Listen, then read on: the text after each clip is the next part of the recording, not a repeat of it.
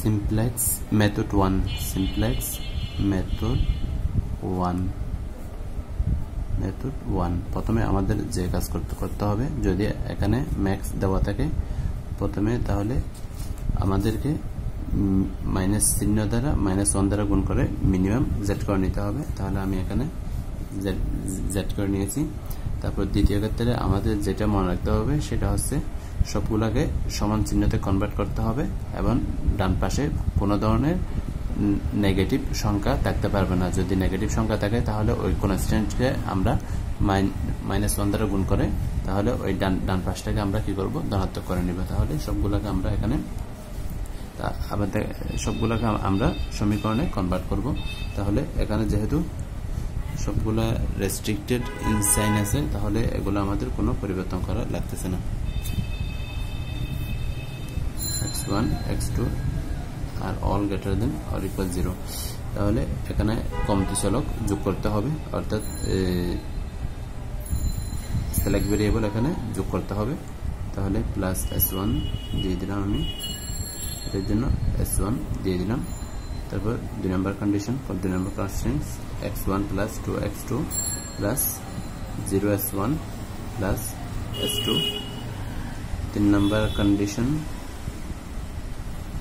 x1 minus x2 plus 0s1 plus 0s2 plus s3 is equal to 2 plus 0s3 is equal to 6, 0s2 plus 0s3 is equal to 10।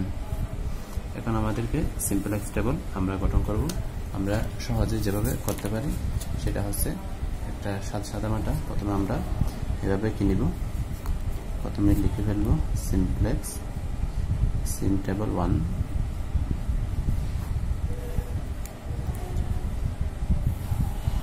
এভাবে আমরা প্রথমে দাগ দিয়ে নিব, এদিকে একটা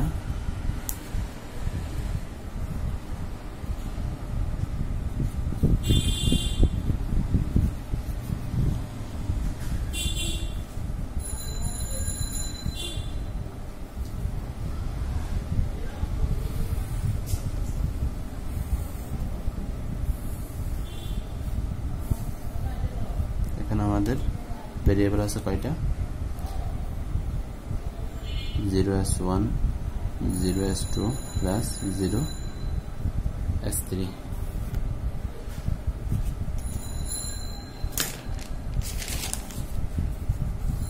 এখানে আমরা কি বসাবো, এদিকে হবে আমাদের সিজে, এখানে হবে বেসিক অর্থাৎ বেসিক ভেরিয়েবল, আর এদিকে হবে কোএফিসিয়েন্ট অফ বেসিক ভেরিয়েবল। তাহলে এদিকে আমরা মানগুলো বসাই ফেলবো, অর্থাৎ এখান থেকে সহগ ছাড়া আমরা ভেরিয়েবলগুলো এখানে লিখে ফেলবো x1 x2 x3 s1 s2 s3 লিখে ফেললাম। এখন এই ভেরিয়েবলগুলোর আমরা সহগ লিখবো প্রত্যেকে ওই যে মিনিমাম জেড থেকে আমরা লিখতে পারি 1 -2 0 0 0। তাহলে এখানে আমরা দেখতে পাচ্ছি এখানে বেসিক ভেরিয়েবল কোনটা হবে, আমরা যদি এরকম যদি লাইন ড্র করি,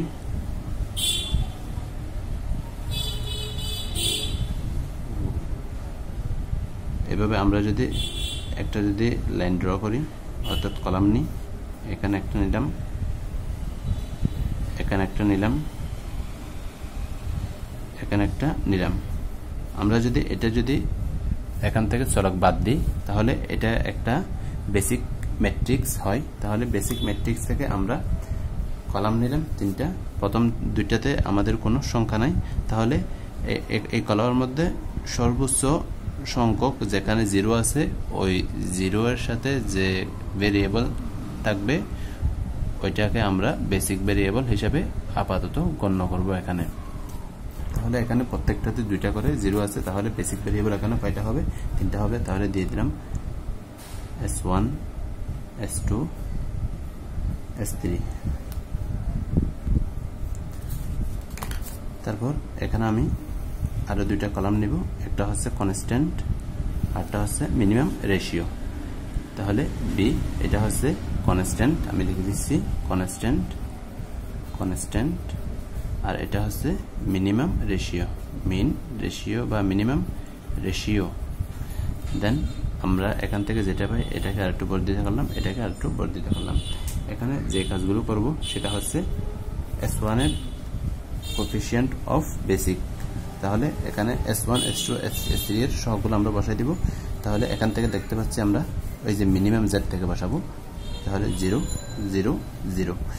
দেন আমরা x1 x2 x3 S1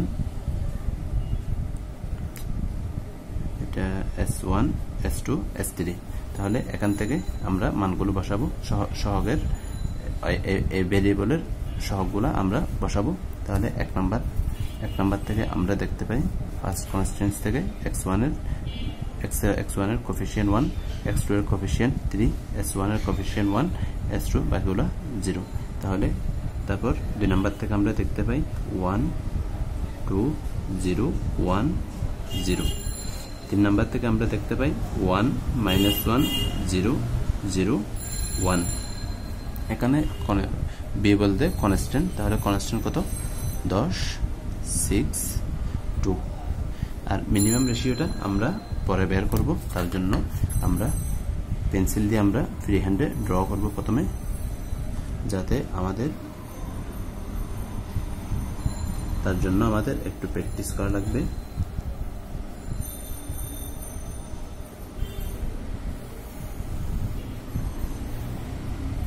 এটা না দিলেও সমস্যা নাই। তাহলে এখন দেখা যাক এরপরের কাজ।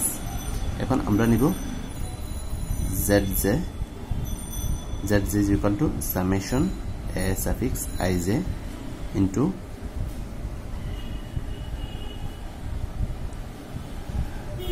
cb বলতে এগুলা আইতম কলাম জেতম সারি, অর্থাৎ cb এর সাথে এগুলা গুণ করা, আমরা যোগ করে গুণ করার পর এটার সাথে এটা গুণ করব, এটার সাথে এটা গুণ করব, এটার সাথে এটা গুণ করে যোগ করে আমরা বসাই দিব। দেন তাহলে আমাদের দেখা যাক কি হয় এখানে।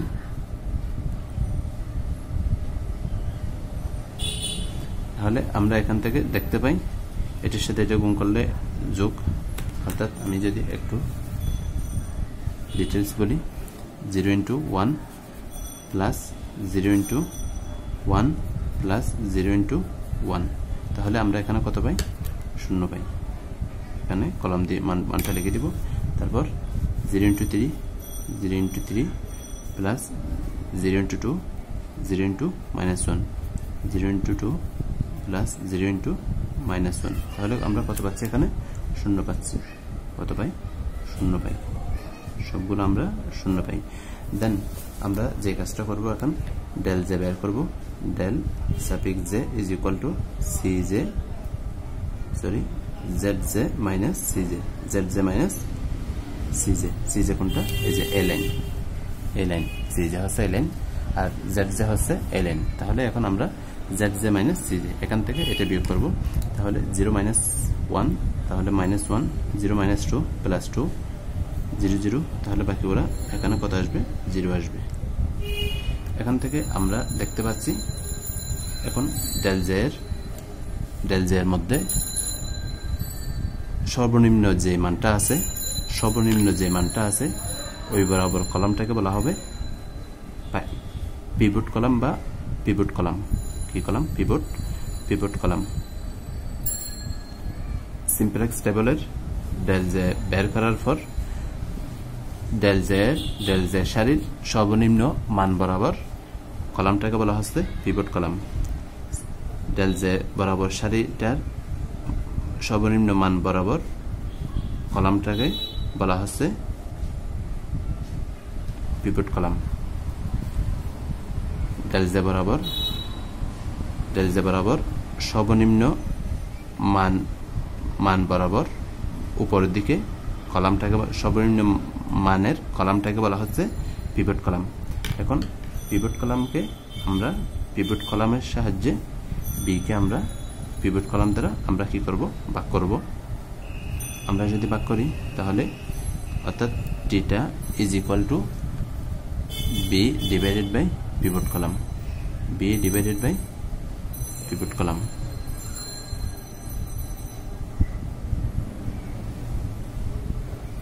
এখানে এটা মাইনাস x1, বাকিগুলো ঠিক আছে। এই যে মাইনাস x1 মাইনাস x1। তাহলে এখানে যে কাজটা করব এখন সেটা হচ্ছে কি পিভট কলাম। তাহলে -1, তাহলে রেশিও আমরা জানি রেশিও কখনো ঋণাত্মক হতে পারে না, হয়তো পূর্ণ সংখ্যায় আসবে না হয় ভগ্নাংশ আকার আসবে, কিন্তু কখনো রেশিও কি হতে পারবে না, ঋণাত্মক হতে পারবে না। তাহলে এখান থেকে আমরা বলতে পারি মাইনাস, তাহলে 10 ডিভাইড বাই -1 এটা আসবে না, এটা আমরা বসাবো না। দেন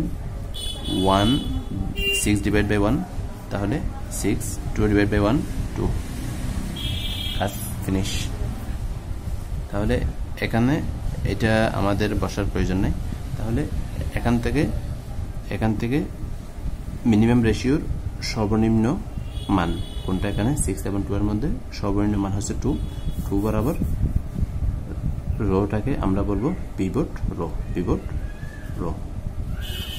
তাহলে এখন পিভট রো এবং পিভট কলাম বরাবর কোন মানটাকে সেট করেছে, এখন এই মানটাকে সেট করে। তাহলে এখন আমরা দ্বিতীয় কলামে যাব, সিমপ্লেক্স টেবল 2, সিম টেবল 2। তাহলে একইভাবে আমি ফ্রি হ্যান্ডে ড্র করে নিব। একটা এখানে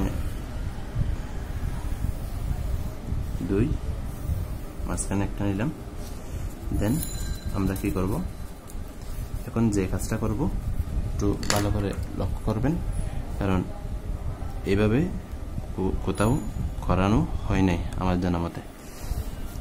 আমার একজন স্যার আছেন, উনি করাইছে, এই জন্য তখন শিখেছিলাম। তাহলে এখান থেকে আমরা যেভাবে আছে সেভাবে আমরা লিখে ফেলবো। এটা আছে সিজে, এটা আছে বেসিক, এটা হচ্ছে সিবি। এখানে যে মানগুলো আছে x1, x2, s1, s2, s3,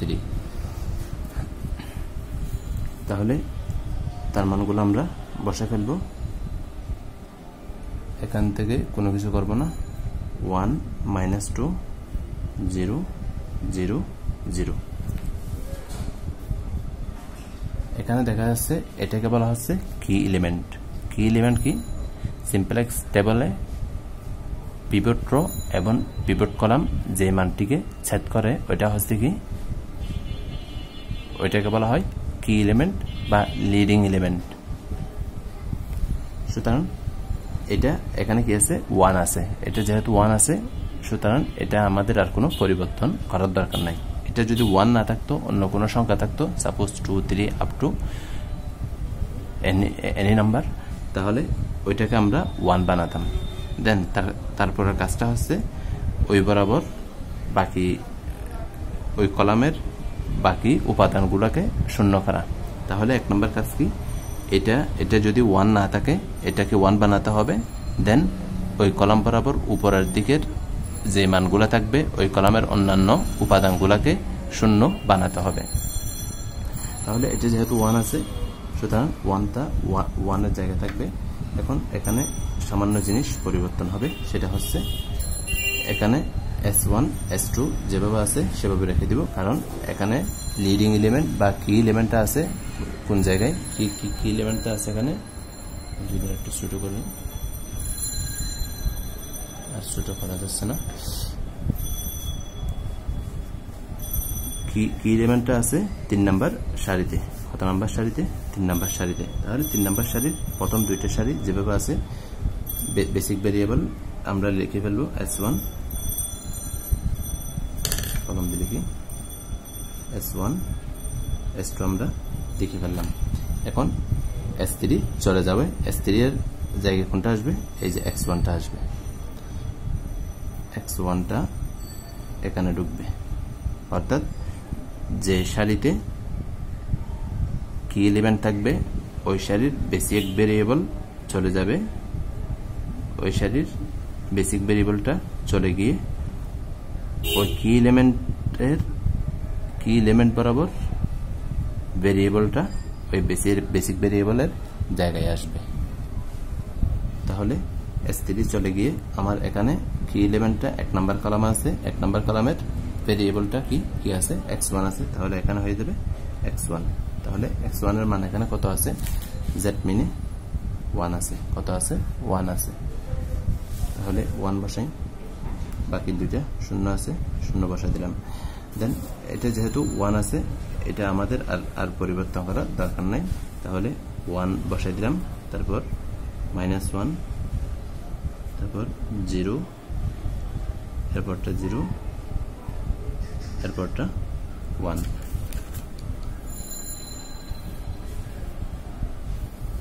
এখানে ফ্রি হ্যান্ডে কেন আঁকতেছি একটু পরে বলতেছি আমি।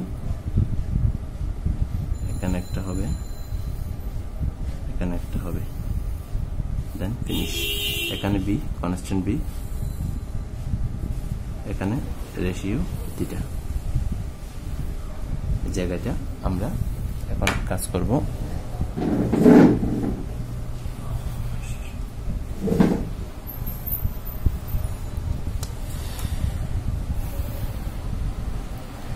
এখন এটা আমরা শূন্য করব, এই মানটা যদি আমরা শূন্য করতে চাই তাহলে আমরা পরিবর্তন করব কোনটা, R2 পরিবর্তন করব। তাহলে আমি কিভাবে লিখতেছি একটু খেয়াল লক্ষ্য করবেন। R2 পরিবর্তন R2 প্রাইম R2। এখন R2 এর সাথে আমরা যদি R3 যোগ করি, R3 বিয়োগ করলাম, তাহলে এটা কি হয়ে যায়, 0 হয়ে যায়। তাহলে এটা 0 যেহেতু হয়ে গেল, বাকি কাজটাও আমরা করে ফেলব। তাহলে R2 -1, R3 -2 হয়ে যাবে। তাহলে এটা হয়ে যাবে -3,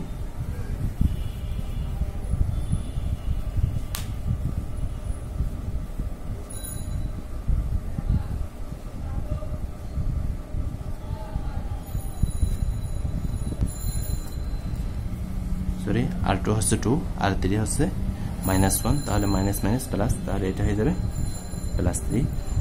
দেন এটা যোগ 0 - 0, তাহলে 0, তারপর 1, R2 -0, তাহলে 1,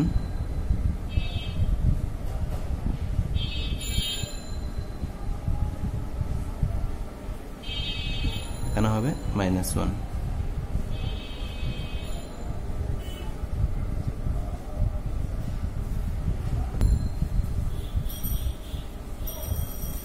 এরপরের কাজ, তাহলে এটাকে আমাদের শূন্য করা লাগবে।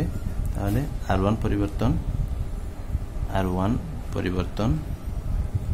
R1 plus R3। এখানে আমরা যখন রো পরিবর্তন করব, রো এর মানগুলো যখন পরিবর্তন করব বা কলামের মানগুলো যখন পরিবর্তন করব, যে রোতে কি এলিমেন্ট ছিল, লিডিং এলিমেন্ট ছিল, ওই লিডিং এলিমেন্ট বা কি এলিমেন্ট বরাবর রোটা আমরা যোগ বা বিয়োগ করব। এখানে সেটা ছাড়া অন্যগুলা করা যাবে না। অর্থাৎ এটা আমাদের মাথায় রাখতে হবে। তাহলে এটার সাথে এটা যোগ করলে এটা হয়ে যায় 0, এটার সাথে এটা যদি যোগ করি তাহলে এটা হয়ে যাবে 2, এটার সাথে এটা যোগ করলে এটা হয়ে যাবে 0, এটা 0, এটা 1। দেন আমরা কি করব, আমরা এখন zj বের করব। z suffix j is equal to summation aij into cb। তাহলে অর্থাৎ এটার সাথে এগুলা গুণ করে যোগ করব আমরা। তাহলে 0 0 এখানে পাই আমরা 1, এই দুইটা 0, এখানে পাই -1, এখানে 0 0 1। এখন আমরা এটা থেকে এটা বিয়োগ করব 0 del z is equal to zj minus cj। 1 থেকে 1 বিয়োগ -1 থেকে -2, তাহলে বিয়োগ করব, তাহলে +2 -1 +2, তাহলে এখানে হয় +1 0 0 1। এখন দেখা যাচ্ছে এখানে তো কাজ করি নাই কনস্ট্যান্টের ক্ষেত্রে, তাহলে কাজটা করে ফেলি। এখানে 1 বরাবর ছিল আমাদের, এলিমেন্ট কত ছিল? 2 ছিল। r2 পরিবর্তন r2 - r3, তাহলে 6 - 2 is equal to 4। Then 10 plus r1 plus r3, তাহলে 10 plus 2 12। তাহলে এখানে দেখা যাচ্ছে del z এর সবগুলা মান কি? ধনাত্মক। del z এর সবগুলা মান ধনাত্মক। যেহেতু del z এর সবগুলা মান ধনাত্মক, আমরা এখানে আমাদের প্রসিজিওর, আমাদের প্রক্রিয়া এখানে স্টপ হয়ে যাবে। দেন since del z is greater than 0 or 0 থেকে বড়, অর্থাৎ del z এর মান সকল মান এখানে কি হয়ে গেল? ধনাত্মক এবং 0 হয়ে গেল। এখানে যেহেতু ঋণাত্মক মান নাই, আমাদের প্রসিজিওর এখানে কি হয়ে যাবে? স্টপ হয়ে যাবে। Since del z is greater than or equal 0 and so, এবং তাই our procedure আমাদের প্রক্রিয়া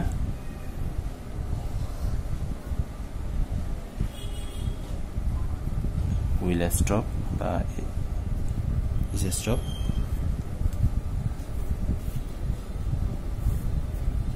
so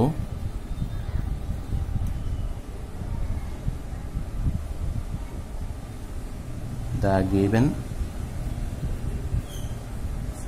given linear programming problem has optimum solution,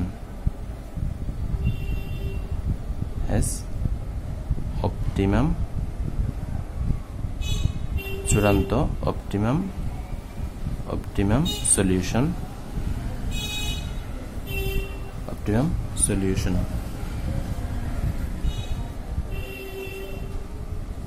x1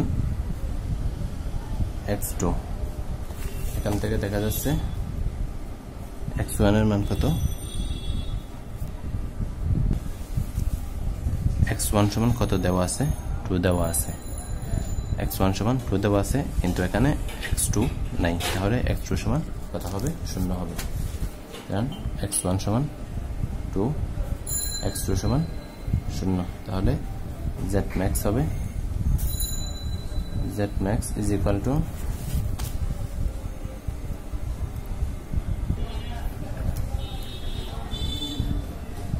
cb into b,